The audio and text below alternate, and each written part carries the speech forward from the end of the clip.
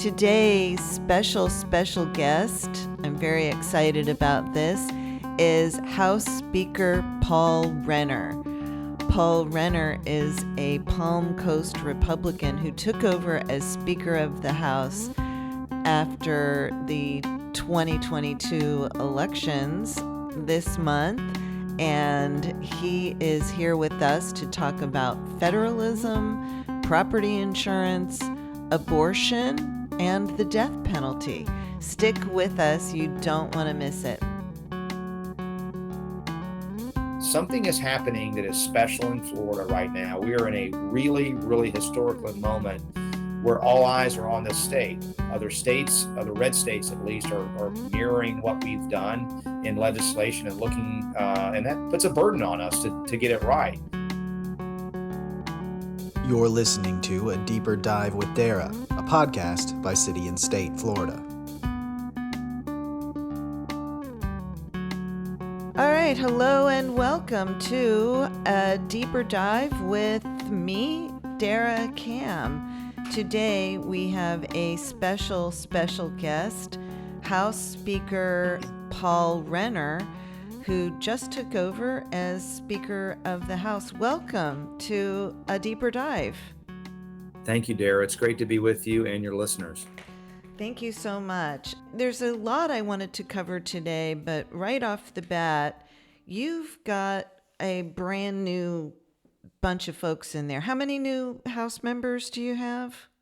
85, and that's pending a recount, which we're ahead in and expect that to resolve our way. That would be the most ever in Florida history of Republican members elected to the Florida House. 85. We've had an 85 seat majority, to be clear, back, I think, in 2004, where we elected 84 and a Democrat switched parties. So we went back and looked at the history books. So we've set history in the sense that we've never elected 85. And so this was a record-breaking year. And I suspect, I don't know what the Senate's numbers are, but they had a pretty good year, too. They have, there's 12 Democrats and 20, is that right? 28. They picked 28-12. Yes, yeah. It's 28-12. Yeah. So how'd you do it? How'd you get to 85? Well, I think it's a combination of things. I think, I would have to certainly credit the governor, and the result he had at the top of the ticket is a very significant factor. We had unprecedented support from the governor and a cooperation that I don't think we've seen in the past. In terms of working with all the legislative candidates.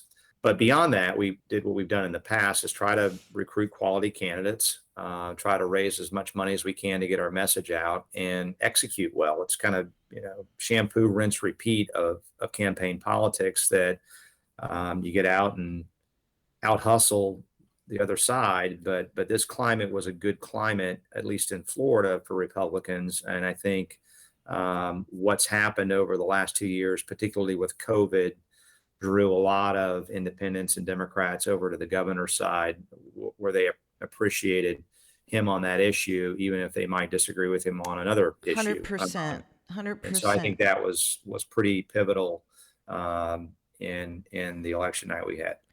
And we saw this, there was supposed to be a red wave nationally, and there wasn't. But in Florida, there was a crushing red wave. The governor won by 20 percentage point margin, I believe. Something that we haven't seen since before some of your members were even born, right? So why is Florida different? Is it? I called in my last podcast, I called Governor DeSantis the Iron Man. I think of the Robert Downey character from that movie, just sort of indestructible. And I'm wondering, is it the governor? Why is Florida so different? Or is it you? Maybe I'm insulting you. Maybe it's you. No, I'm not a credit seeker, but I'll give credit where I think it's due. And I think the governor, as I said, deserves great credit for setting the table for Republican successes in this cycle. What I will say is, I think that Governor DeSantis, if you ask people who are not hardcore Republicans, or most people are not super political, whether they're Democrat or Republican or registered NPA. They just kind of read the person, read the, what their personal situation is, or things going well or not so well, and their judgment. And in any election, it's a vote on the past, and it's also a vote on the future. And so it is a report card on how the legislatures performed, how the governors performed, and also in many respects, a look ahead to say, do we want to continue down this path or take a different path for the next 2 years? And in the governor's case, the next 4 years. And I think there we got a resounding, endorsement, which I'm grateful for. And I think the legislature deserves some credit for the great work we've done and will do in the future. But I think it's in part the shift in registration you've seen toward Republicans is a factor. But again, part of that is because of the climate we've set. And you do have a number of people who are frankly political refugees who may be liberal Democrats, but their kids were locked out of schools and they're coming down from New York and they're saying, I got a different perspective now, because at the end of the day, if you're going to lock my kid out of school, we're moving to Florida. And people did that temporarily. And then some people went back and some people never went back. What I can tell you from looking at the data is from 2020, and I think it's still true. It was some months ago we looked at it. We looked at when people come in from another state, they can indicate the state they came from and how they registered. And so we were looking at just who are the new voters that are coming from out of the state of Florida. And we looked at that, and what we found is that in every one of the 50 states, there were more Republicans than Democrats registering. And I saw a news article, and I haven't vetted to know whether it's true or not, that said of the active voters that are new voters coming in from out of state, that it was a 2-to-1 margin, Republican over Democrat. The numbers we saw were not quite that stark, but it may have even accelerated more since we checked it, 9 months ago or something. But we saw in every state, California, New York, except for Washington, D.C., I think, and, maybe Guam or something like that. But in all of the 50 states, there are more people from California coming in that are registering Republican than Democrat, more Republicans coming in from New York than Democrats registering Republican, from New Jersey, Massachusetts, name your state. Obviously, Georgia and Tennessee and Alabama have a lot more Republicans than Democrats coming in because they have more of those folks to there to begin with. But I think that's really significant. And what that tells me is that people are making a lifestyle choice that may be a really interesting thing for political scientists to study going forward. I don't believe all of those people came as Republicans. I could be wrong, but my gut tells me that COVID accelerated what's been called by Vivek Ramaswamy, at least I heard in his book Woke Inc., the Great Resort, which I don't think is necessarily great for the country, but it is the idea that people are self-sorting themselves to live with people that are more like-minded. And I think COVID has accelerated that, and Governor DeSantis's leadership has created a strong gravitational pull for people that want that kind of life, that want the free state of Florida moniker and to be part of that.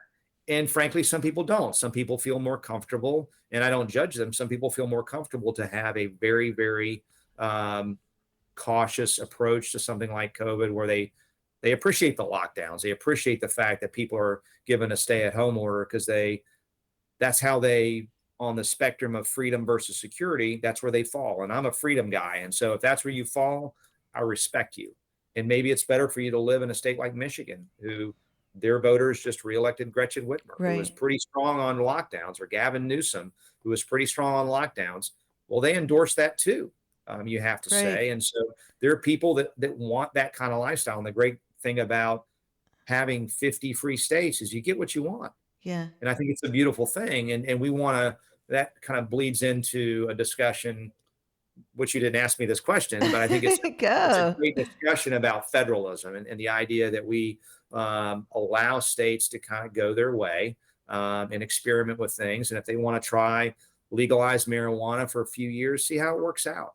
But let's not federalize everything and then turn out to be a terrible experiment, and now we're all stuck. 50 states are stuck with a terrible Right. experiment where you have the 50 states that can adjust their behavior. Now, look, I'm sure states in COVID, if we have another pandemic like this, will adjust. I would hope that they would adjust and try to be a little bit more nuanced based upon the lessons we have learned about balancing the safety of protecting people against a dangerous virus, which it Right. unquestionably is a dangerous virus, but also balancing the massive learning losses for children, Yeah. the massive the massive retreat we've seen academically, but also psychologically.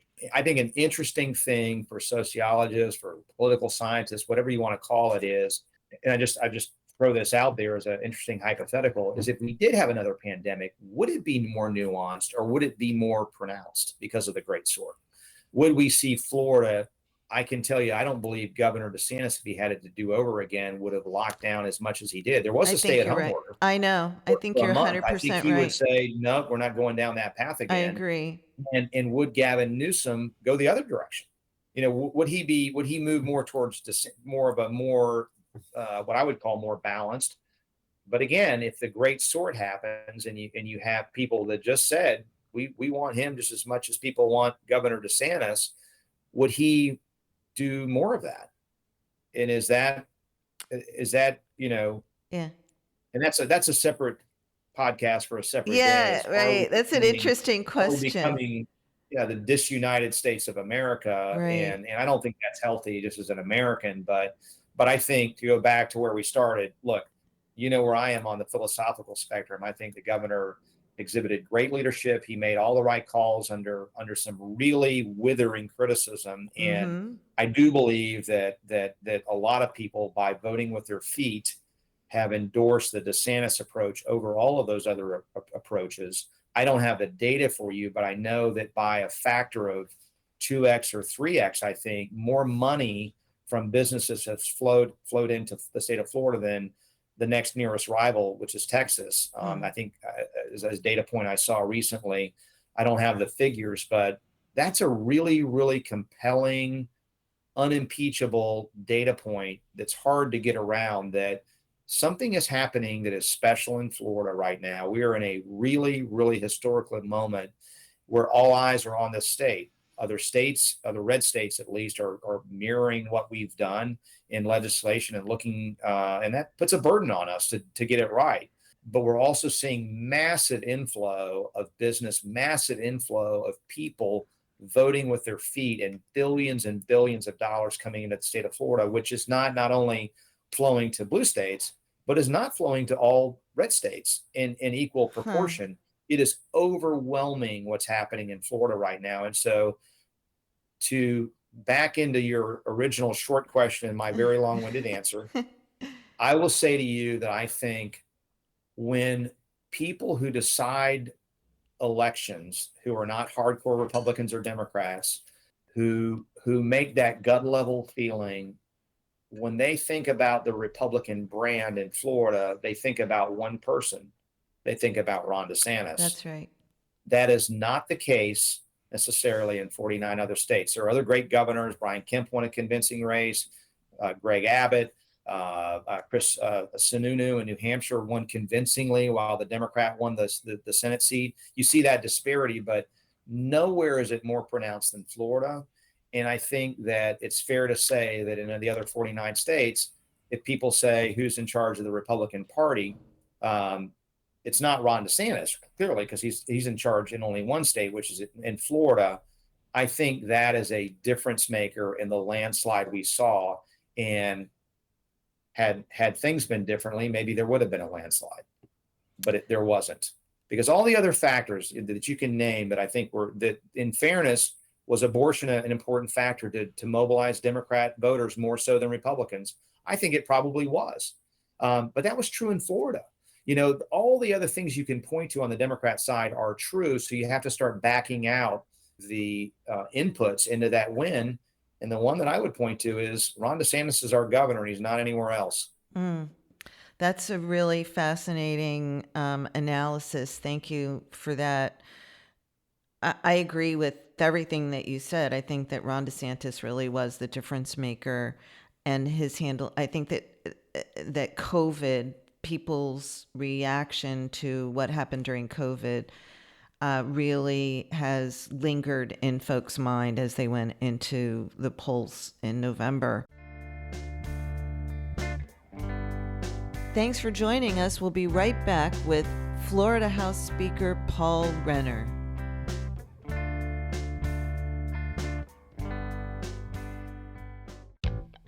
Here at Deeper Dive, we want to hear from you, the listeners. We invite you to send your questions, comments, and feedback to our mailbag. You can reach us at deeperdive@cityandstatefl.com. That's deeperdive@cityandstatefl.com. Get your 2 cents in by sending us an email. Welcome back to A Deeper Dive with Dara. I wanted to move into, this is an exciting time, as you said, with all of what you just laid out, makes it a very exciting time for you to be speaker. And at the same time, in your words, there's a burden on you, I guess, now to live up to what might be great expectations of voters. I know I'd like you to maybe talk a little bit about what your priorities are, and then I had some questions about some legislation that I'm wondering if is going to be considered over the next couple of months. So your priorities, I understand education might be one of those. I wanted to maybe get into a little bit of detail about that. Sure. I mean, I think the broad points would be, continuing down the path of school safety, respecting parental rights, making sure we're teaching the core basics, reading, math, general knowledge, getting the big things right in education. We have a real, and Florida's actually among the top in the country in reading and math scores. The problem is reading and math scores aren't so great in this country. Right. And so I think we have a lot of work to do in reading.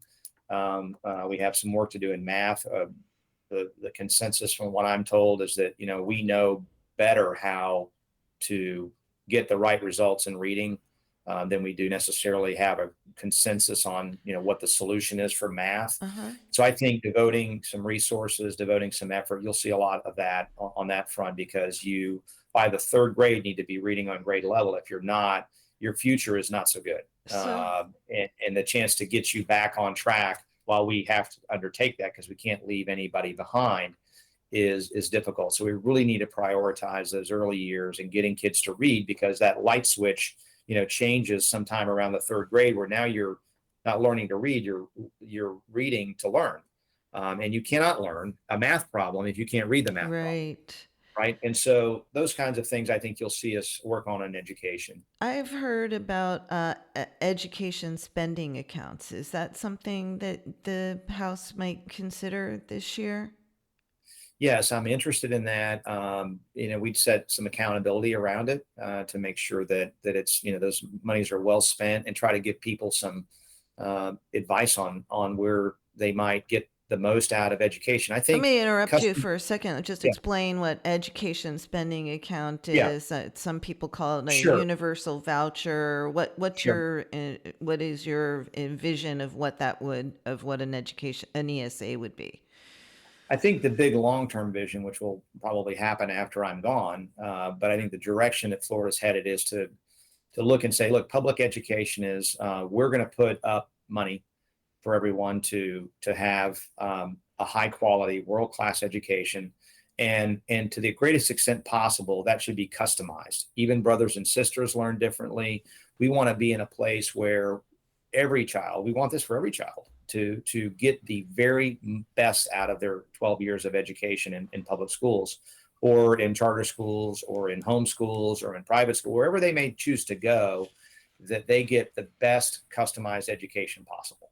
And so what ESAs do is, in addition to what we've already got in place for hundreds of thousands of students, which is a system where they can get money for tuition, that you could also get money for tutoring or things of that nature, that it's got more flexibility around it, online learning. And so it is computers, equipment. extra services? Yes, that's on an approved list. It would have to be Mm-hmm. something that is educational in nature, and it wouldn't be money in somebody's bank account. It would be money that a parent or student can access after reviewing test scores, looking at here's where you are, here are some of your options, a menu of options. So think of it, if we have choice, school choice now, by being able to have some money for tuition or charter school options. This is choice within choice, where now there's even greater customization. And I think the long-term vision is, you may be a homeschool parent and you know that there's a fantastic physics professor at the local public high school, and you want your child to benefit from that. And so the public school can charge for that. And if there's space available, they can go there. And I think this is maybe, further down the line, but I think Right. once we get there, I think that's an exciting proposition where, again, every single child gets to have a path that's chosen for them, that gets them to the highest possible level of educational attainment. We Wow. should all want that. Yeah, I mean, that would be a really revolutionary approach to public education. If you started maybe this year or next year with the ESAs, you wouldn't get as far as what you're talking about, that long-term goal. But even those have been controversial in some ways, you know. But the idea that you don't have to be low income, bullied, Right. disabled to qualify for the ability to spend money on education for your child as you see fit, or Yeah. you and your, I guess there would be some involvement by the schools or the education department, right? You'd work together on that. Yeah, I mean, it would be something that would be collaborative, and again, putting parents and students in control of trying to customize and get the best possible outcomes with advice from those that can provide quality advice about, these are your educational options, given where your test scores are. This is what you might want to consider, type thing. That's fascinating. Sure. Special session coming up. Talk about what we might expect coming out of that. I've heard one-way attorney fees are going to be on the table. A couple of other items I've heard about, maybe citizens eligibility and pricing. Is that something that you guys would be considering? And maybe changes to the CAT fund and reinsurance? Look, I think everything, every idea is certainly on the table. We're still taking a lot of ideas from all sides of every aspect of what could touch on special session, and trying to understand what the best policies will be to set us up for success. I think there's two major goals I can speak to, which is, one is make sure we stabilize the existing market of insurers who are here, and also related to that is a capacity problem of making sure there's a capacity and available reinsurance, available insurers other than Citizens for homeowners to shop. We have to have that. That's job one. And then once we fix that and we introduce more supply into the market, then we can hopefully create some downward pressure on what are rising insurance rates. I will say very quickly that if we wave the magic wand and do everything that may be optimal in the special session, it will not overnight bring people's rates down. What it will begin to do is lower the pressure on rate increases. And over time, I'm hopeful that we will get to a point where those rates will start to ease up. But that will not be a 1 week, 1 month, 1 year even solution. We'll do it, and we'll, again, maybe 2 or 3 years out, start to see some real benefits from what we do next month. But we will accomplish this, I believe, before year end. We'll put all good ideas on the table and hopefully get to the details you're asking about, in the near term. Okay, thank you. Lightning round. Abortion. Sure. Are you? What are you going to do with abortion? We've got a 15-week limit now. Yeah, and I've been pretty consistent. I've got 30, as we said at the beginning, we got 30 new members in this class who've never set foot into the legislature, who have opinions about that issue and other issues. And so I want to wait and see, just like with property insurance. I haven't heard from them on this either, and they're going to be sworn in. They haven't even been sworn in yet, November 22nd. So I want to see where they are on property insurance and all these other issues. And that's an important one for everybody to weigh in. Some people will be happy where we are. Some people will want to be more restrictive.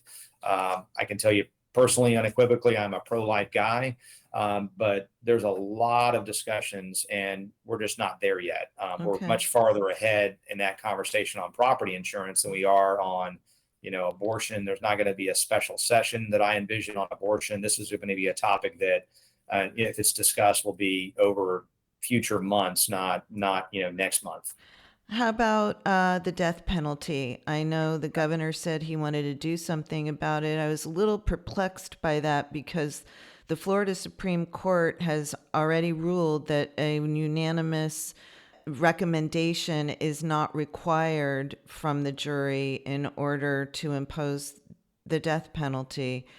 The statute need to be changed. A lot of outrage after Nicholas Cruz did not get the death penalty after Marjorie Stoneman Douglas. Yeah. I look, first of all, people of good faith can disagree on that issue. And I think that's the first thing to say. The best debate I've ever heard in the Florida House was on the death penalty on both sides. And I found, the arguments persuasive on both sides. I'm a proponent in favor of the death penalty, and I can't think of another example than Nicholas Cruz that is a better example of the death penalty. You'd have to go back to Ted Bundy, who was also a sterling example. And in that case, in the Bundy case, I think there was at least one vote against the death penalty for Ted Bundy, who was an evil human being who took a lot of lives here in Tallahassee. So if we're going to have a death penalty, we should apply it for the most heinous, atrocious, and cruel circumstances. We passed two bills going from our existing law to a 10-2. And then because of a prior Florida Supreme Court decision that intimated or said that it needed to be unanimous, we went to unanimous because we felt we had to. And now the current court said that's not the case. Right. That there has to be at least one aggravating circumstances that's unanimous, which is appropriate, but that's more nuanced. And so we will look at that and see if a more nuanced approach is appropriate. I think it should certainly be an overwhelming vote, but I don't know that it needs to be a unanimous vote. And I agree with the governor. 10-2 maybe? 10-2? Yeah, back to 10-2 perhaps is a possibility. But, I want to talk again to my colleagues. That's another one where I want to see where everybody is. And is this something we want to go through a full day of debate over the death penalty to get back to 10-2, which, by the way, would not have fixed Parkland. I think we had 3 votes in that case, if I'm not mistaken. So it still would not have turned out that way. Right. And we have to make good policy for all cases, not just one case. I do feel personally that given the circumstances that he certainly, if anybody deserves the death penalty, he did. But I think maybe based on his age and other factors, people decided not to do that. And that's their decision. We always, at the end of the day, have to respect the jury system, or we don't respect the jury system. Let me ask you, let's wrap up. Thanks again, Mr. Speaker, for joining us today. I know you're very busy.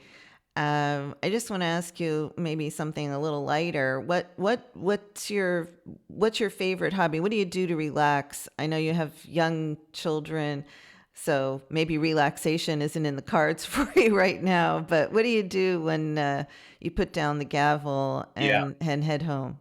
Well, I mean, I would distinguish between my single days, which is travel, reading, sports, watching college football, which I do very little of these days, and being a dad of 2 young kids. They are my relaxation. Oh, that's great. Well, music. Are you going to play music in the chambers when you come in? Remember those days? We'll see. We'll make that a surprise. I don't know. We'll see.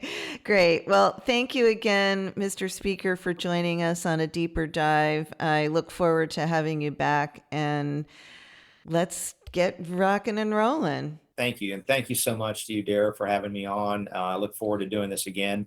I'll be more short-winded than long-winded in my answers, but we were headed down a pretty interesting path there. Yeah, your answers were great. Well, no apologies necessary, please. Thank you. I really enjoyed it. Thanks again. Thank you, Dara. Take care. A Deeper Dive with Dara is a podcast by City and State Florida, hosted by Dara Cam, produced by Ryan Daly, and music for the podcast was recorded by Periodic Labs LLC and performed by Ryan Daly and Danny Reyes.